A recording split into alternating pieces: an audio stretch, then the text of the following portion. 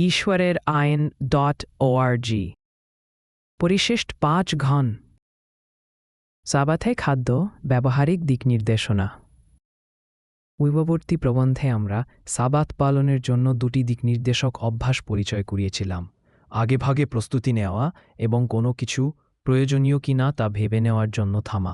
এবং আমরা দেখেছিলাম মিশ্র পরিবারে, যেখানে সবাই সাবাত মানে না, কিভাবে সাবাতের জীবনযাপন করা যায়। এখন আমরা এমন এক প্রথম ব্যবহারিক ক্ষেত্রের দিকে ফিরি যেখানে এই নীতিগুলো সবচেয়ে বেশি প্রযোজ্য: খাদ্য। বিশ্বাসীরা সাবাত পালনের সিদ্ধান্ত নেওয়ার সাথে সাথে খাবার নিয়ে প্রশ্ন উঠে আছে। আমি কি রান্না করব? ওভেন বা মাইক্রোওয়েভ ব্যবহার করতে পারি? বাইরে খেতে যাওয়া বা খাবার অর্ডার করে নেওয়া কেমন? এই প্রবন্ধে আমরা দেখব শাস্ত্র কি বলে, প্রাচীন ইসরায়েলিরা তা কিভাবে বুঝত, এবং আধুনিক যুগে এই নীতিগুলো কিভাবে প্রয়োগ করা যায়। সাবাত ও খাদ্য আগুনের সীমার বাইরে। রাব্বিনিক জোর আগুনে। রাব্বিনিক ইহুদি ধর্মে সাবাত সংক্রান্ত নিয়মগুলোর মধ্যে নির্গমন 35:3-এ আগুন জ্বালানো নিষিদ্ধ। এই বিধানটি বিশেষভাবে গুরুত্বপূর্ণ। এই শাস্ত্রাংশের ভিত্তিতে অনেক অর্থোডক্স কর্তৃপক্ষ শিখা জ্বালানো বা নিবানো, তাপ উৎপন্নকারী যন্ত্র চালানো, এমনকি বৈদ্যুতিক সুইচ টেপা, লিফটের বোতাম টেপা বা ফোন চালু করাকেও আগুন জ্বালানোর বিভিন্ন রূপ বলে ধরে নিয়ে সাবাতে নিষিদ্ধ করেন।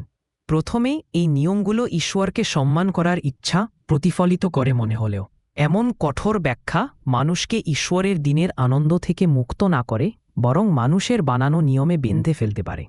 ধর্মীয় নেতাদের উদ্দেশ্যে যিশুর কঠোর সতর্কবাণীতেও এই ধরনের শিক্ষার নিন্দা দেখা যায়।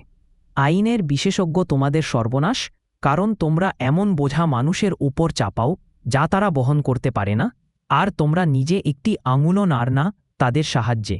লুক 11:46। চতুর্থ আদেশ: শ্রম বনাম বিশ্রাম, আগুন নয়। অপরদিকে উৎপত্তি 2 এবং নির্গমন 20 সাবাতকে শ্রম থেকে বিরত থাকার দিন হিসেবে তুলে ধরে। উৎপত্তি 2:2-3-এ দেখা যায় ঈশ্বর তার সৃষ্টিকর্ম থেকে বিরত হয়ে সপ্তম দিনকে পবিত্র করলেন। নির্গমন 20:8-11 ইসরায়েলকে সাবাত সমরণ করতে ও কোনো কাজ না করতে আদেশ দিয়ে। ফোকাসটি মাধ্যমের ওপর নয়, আগুন, যন্ত্র বা পশু, বরং শ্রম এর ওপর। প্রাচীন যুগে আগুন জ্বালাতে যথেষ্ট পরিশ্রম লাগত: জ্বালানি জোগাড়, স্ফুলিঙ্গ তুলা, উত্তাপ বজায় রাখা। মোশে একই পয়েন্ট বোঝাতে অন্য শ্রমসাধ্য কাজও উদাহরণ হিসেবে দিতে পারতেন, কিন্তু সপ্তম দিনে কাজ করার সাধারণ প্রলোভনের কারণে আগুনই উল্লেখ করা হয়েছে গণনা 15:32-36। তবে আদেশটি জোরটি দৈনন্দিন শ্রম থামানোর উপর, আগুন ব্যবহার নিজে থেকে নিষিদ্ধ করার উপর নয়। হিব্রুতে সাবাত শব্দের অর্থ থামা বা বিরত থাকা, এবং এই ক্রিয়াটি সাবাত নামের সাবাত ভিত্তি। খাবার বিষয়ে সাধারণ জ্ঞানভিত্তিক দৃষ্টিভঙ্গি। এই দৃষ্টিকোণ থেকে দেখলে আজ সাবাত আমাদের আহ্বান জানায় আগেই খাবারের প্রস্তুতি নিতে এবং পবিত্র সময়ে শ্রমসাধ্য কাজ কমিয়ে আনতে। জটিল রান্না একেবারে শুরু থেকে প্রস্তুত করা বা রান্নাঘরের অন্যান্য কষ্টসাধ্য কাজ, এসব সাবাতের আগে করা উচিত, সাবাতে নয়। তবে চুলা, ওভেন, মাইক্রোওয়েভ, ব্লেন্ডারের মতো আধুনিক যন্ত্র, যেগুলোতে খুব কম পরিশ্রম লাগে, ব্যবহার করে সহজ খাবার বানানো বা আগে রাধা খাবার গরম করা সাবাতের আত্মার সাথে সামঞ্জস্যপূর্ণ। বিষয়টি কেবল একটি সুইচ টেপা বা বোতাম চাপার মধ্যে সীমাবদ্ধ নয়, বরং পবিত্র দিনটিকে এমনভাবে রান্নাঘরের কাজে ব্যস্ত করে ফেলা থেকে বিরত থাকা, যাতে এই দিনটি প্রধানত বিশ্রামের জন্য নিবেদিত থাকে। সাবাতে বাইরে খেতে যাওয়া। আধুনিক সাবাত মানাদের একটি সাধারণ ভুল হল সাবাতে বাইরে খেতে যাওয়া। এটি বিশ্রামের মতো মনে হতে পারে, কারণ আপনি তো রান্না করছেন না। তবুও চতুর্থ আদেশ স্পষ্টভাবে অন্যকে আপনার হয়ে কাজ করাতে নিষেধ করে। তুমি কোনো কাজ করিবে না। তুমি, তোমার পুত্রকন্যা, তোমার দাসদাসী, তোমার পশু কিংবা তোমার শহরে অবস্থানকারী বিদেশী। নির্গমন 20:10।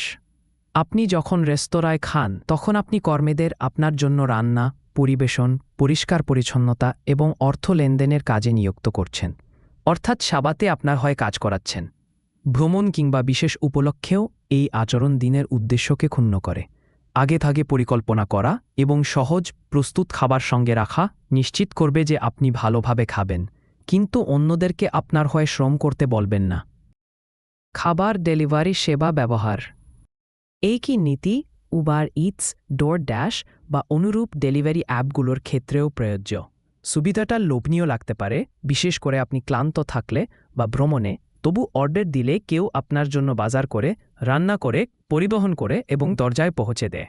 সবই পবিত্র সময়ে আপনার পক্ষ থেকে সম্পন্ন হওয়া শ্রম।